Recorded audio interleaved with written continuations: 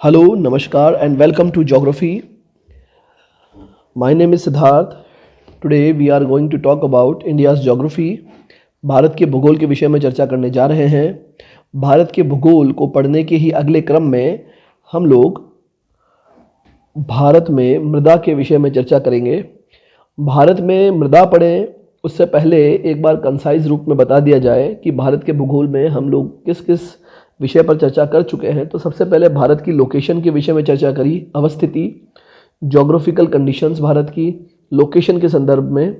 फिर हमने बात करी थी कि भारत की फिजियोग्राफिक डिवीज़न की, जिसमें हिमालय पर्वत, पठार, मैदान, तटीय क्षेत्र, द्वीप समूह आदि के विषय में चर्चा की गई थी।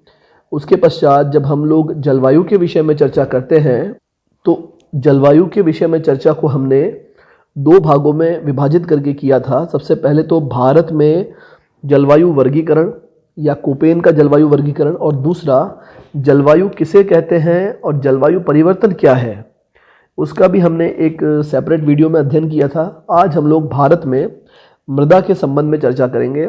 इससे पहले कि जब हम लोग मृदा पढ़ें, मृदा से पहले मृदा किसे कहते हैं, कैसे बनती है, क्या उसमें रासायनिक संगठन होते हैं, सामान्य चर्चा उसके विषय में करेंगे ताकि हमारे कॉन्सेप्ट थोड़े से बन जाए। उसके बाद भारत में कहाँ कहाँ पर कैसी कैसी मृदा पाई जाती है, मानचित्रवार, बिंदुवार उनका अध्ययन करेंगे। सबसे पहले मृदा किसे कहते हैं। जैसा कि आपको पता है कि मृदा एक बहुमूल्य प्राकृतिक संसाधन है जो कि पृथ्वी की ऊपरी सतह पर मोटे, मध्यम और बारीक कार्बनिक और अकार्बनिक मिश्रित कणों से मिलकर बनता है। उसे ही हम लोग क्या कहेंगे, मृदा। ये एक स्टैंडर्ड डेफिनेशन है जिसके अंदर हमने हर प्रकार के उसके अंदर सम्मिश्रण को शामिल कर लिया है। इसमें हमने तीन मुख्य बिंदुओं पर फोकस किया। सबसे पहले तो ये एक प्राकृतिक संसाधन है, दूसरा ये कई सारे कणों, मोटे, मध्यम, बारीक, कार्बनिक, अकार्बनिक और मिश्रित कणों का एक मिश्रण है। फिर हम लोग देखते हैं ऊपरी सतह पर से मिट्टी हटने पर जो प्राप्त होगा वो होगा सामान्य रूप से शैल या चट्टान। अब आप देखिएगा कई बार जब हम लोग मृदा की खुदाई करते हैं तो जितना ज़्यादा गहराई पे जाएंगे उसके बाद हमें चट्टान मिलती है। कई बार थोड़ी सी खोदने के बाद ही हमें चट्टान मिल जाती है। ये सब डिपेंड करता है वहाँ की शैल संरचना पर और मृदा के संस्तरों पर। इसके बाद बात की जाए कि पेडोलॉजी क्या होता है। कभी आप ज्योग्राफी में या इंग्लिश में भी कभी आप पढ़ें तो अगर ये प्रश्न पूछ ले पेडोलॉजी, PEDOLOGY, तो मृदा विज्ञान को ही इंग्लिश में पेडोलॉजी कहा जाता है। और ये भौतिक भूगोल की एक शाखा है जिसमें मृदा के निर्माण, उसकी विशेषताओं एवं धरातल पर उसके वितरण का वैज्ञानिक अध्ययन किया जाता है। अब हम लोग बात करेंगे कि मृदा में उपस्थित कार्बनिक तत्व, अकार्बनिक तत्व और जैविक तत्वों के विषय में। तो आप लोग देखिएगा कि मृदा में कई प्रकार के तत्व पाए जाते हैं। कुछ कार्बनिक होते हैं, कुछ अकार्बनिक होते हैं और कई प्रकार के जैविक तत्व भी पाए जाते हैं। तो यदि हम लोग देखें तो मृदा में अनेक प्रकार के जीवाणु, कीटाणु, जीव जंतु आदि पाए जाते हैं जो अनेक रासायनिक अभिक्रियाएं संपन्न करते हैं और मिट्टी के गुणों में परिवर्तन करते हैं। आप लोगों ने कई बार केंचुओं के विषय में पढ़ा होगा, किसान मित्र आप लोग पढ़ते रहते होंगे अपनी गाइड्स में। तो इसमें अगर मैं इसको 3-4 विभागों में बांटूं तो सूक्ष्म जीव जंतु होते हैं, सूक्ष्म वनस्पति समूह होते हैं, जीवाणु होते हैं जिसे बैक्टीरिया कहते हैं, कीट होते हैं अलग अलग प्रकार के। तो सूक्ष्म जंतु समूह जिसको इंग्लिश में बोलेंगे माइक्रोफोना, इसमें प्रोटोजोआ सबसे इंपॉर्टेंट है, क्रीमी जो होते हैं वो जीव। फिर अगर हम लोग बात करें सूक्ष्म वनस्पति समूह की तो इसमें कवक, शैल, डाइटम, शैवाल का मतलब होता है एल्गी, और डाइटम और कवक का मतलब होता है फंगी। फिर जब हम लोग बात करेंगे जीवाणु की तो इसमें कई प्रकार के जीवाणु होते हैं जो कई तो नाइट्रिकारी होते हैं, कई गंधककारी होते हैं, लोह जीवाणु होते हैं, परजीवी होते हैं, सहजीवी होते हैं, स्वतंत्र जीवी होते हैं, एजोटोबैक्टर आदि। और अगर हम लोग कीटों की बात करेंगे तो घोंघा हो गया, मकड़ी हो गई, केंचुआ हो गया, बग्स हो गए अलग अलग प्रकार के, ये सभी के सभी मृदा में पाए जाते हैं और मृदा के रासायनिक और भौतिक गुणों में ये निरंतर परिवर्तन करते रहते हैं। तो मृदा में जीवाणु का स्थान बड़े महत्व का हो गया है। और इसके बाद जब हम लोग बात करेंगे तो मृदा में विभिन्न आकार के कण पाए जाते हैं। जब हम लोग इसके कणों के शेप जो होता है, उसका जो साइज जो होता है, आकार जो होता है, जब हम उसकी बात करते हैं, जो सबसे बारीक मृदा है उसे कलिलीय मृदा कहते हैं, कोलोलॉइड क्ले कहते हैं। इसी प्रकार के कणों के बढ़ते आकार, मतलब जैसे जैसे उस कण का जो साइज है ना, वो साइज जैसे जैसे बढ़ेगा उसे हम लोग अलग अलग नाम से जानते हैं। ठीक है, जो क्ले होता है वो सबसे बारीक होता है, क्ले या मृत्तिका कहते हैं जिसको हिंदी में, मृत्तिका सबसे बारीक होती है। उससे बड़ा होता है गाद, गाद को इंग्लिश में कहते हैं सिल्ट। उससे और अगर कण का साइज बढ़ेगा उसे कहेंगे बारीक रेत, ये आपने देखी होगी। फिर आती है स्थूल रेत, मतलब बड़ी रेत, और उससे बड़ा होता है बजरी या गुटिका कहते हैं उसे, पेबल और ग्रेवल। क्लियर है? तो इनके जो साइज है, ये जो डिफरेंस है, कोई अगर आपसे पूछ ले कि गाद में, मृत्तिका में, बजरी में, रेत में, इन सब चीज़ों में अंतर क्या है, तो इसके जो सूक्ष्म कण हैं उन कणों के साइज में जितना डिफरेंस आता जाएगा, बेसिकली ये साइज के आधार पर ही इनका वर्गीकरण किया गया है। अब हम लोग बात करते हैं मृदा में अकार्बनिक तत्वों की। तो लिबिंग ने 1840 ईस्वी में सबसे पहले यह सिद्धांत स्थापित किया था कि मिट्टी में पौधों को उपजाने के लिए अकार्बनिक पदार्थों की भी आवश्यकता होती है। इसके बाद इस विषय पर अनेकानेक अनुसंधान होते रहे। आज हम निश्चित रूप से जानते हैं कि मृदा में कई सारे तत्व हैं जिनकी न्यूनाधिक रूप से, किसी की कम किसी की अधिक रूप से आवश्यकता होती है पौधों को उपजाने के लिए, फसलों को उपजाने के लिए।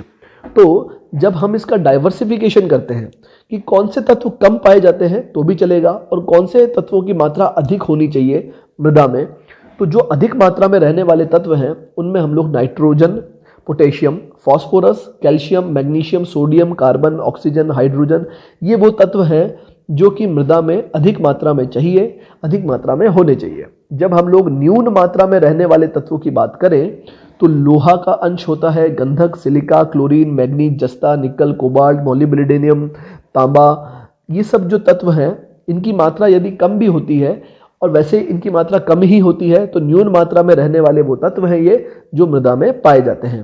क्लियर बात है? अब हम लोग बात करेंगे मृदा रसायन की। तो मृदा में प्रधान रूप से रेत, सिल्ट, मृत्तिका, इस प्रकार के कण पाए जाते हैं, लेकिन इन्हीं के साथ कुछ विलय और कुछ अविलय लवण भी मृदा में। तो जैसा कि हम लोग देख रहे थे कि इसमें कुछ बारीक कणों के अतिरिक्त कुछ विलय और अविलय लवण भी पाए जाते हैं, जैसे कैल्शियम हो गया, मैग्नीशियम हो गया, carbonate, sodium, potassium, chloride, sulphate आदि, और ये अनेक रूपों में विभिन्न सांद्रता लिए हुए होते हैं। ये सभी के सभी जो तत्व हैं ये मृदा के रासायनिक व्यवहार को प्रभावित करते हैं। जब हम लोग बात करते हैं हाइड्रोजन आयन सांद्रता की, तो इसे पीएच के द्वारा मापा जाता है। तो भूमि में जो पीएच का मान है वो क्या बताता है?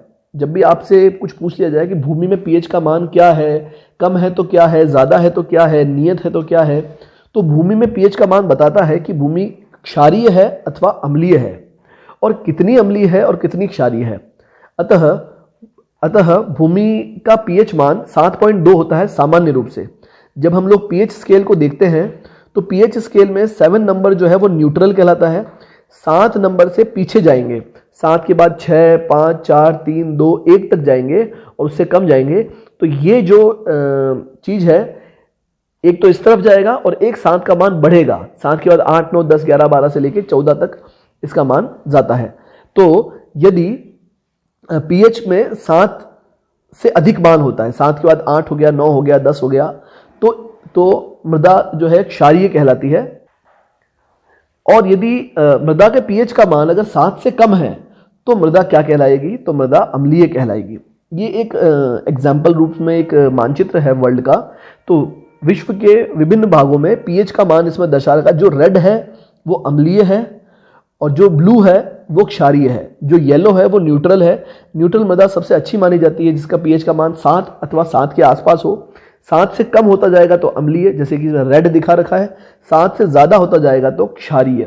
अच्छा, अब आपसे इस वीडियो का एक प्रश्न है, अम्लीय मृदा, अगर ज़्यादा अम्लीय मृदा है तो उसे न्यूट्रल करने के लिए क्या मिलाया जाएगा, और ज़्यादा क्षारीय मृदा है तो उसे न्यूट्रल करने के लिए क्या मिलाया जाएगा। फिर यूएस का जो एग्रीकल्चर डिपार्टमेंट है उसने पीएच के आधार पर मृदा को अलग अलग तरीके के नाम दिए हैं, वो आप देख सकते हैं। अगर पीएच का मान 3.5 से कम है तब तो 3.5 अथवा 3.5 से कम होता है तो उसे अल्ट्रा एसिडिक सॉइल कहते हैं, अति अम्लीय मृदा कहते हैं। फिर 3.5 से 4.4 है तो उसे एक्सट्रीमली एसिडिक सॉइल कहेंगे, मतलब है बहुत अधिक अम्लीय मृदा।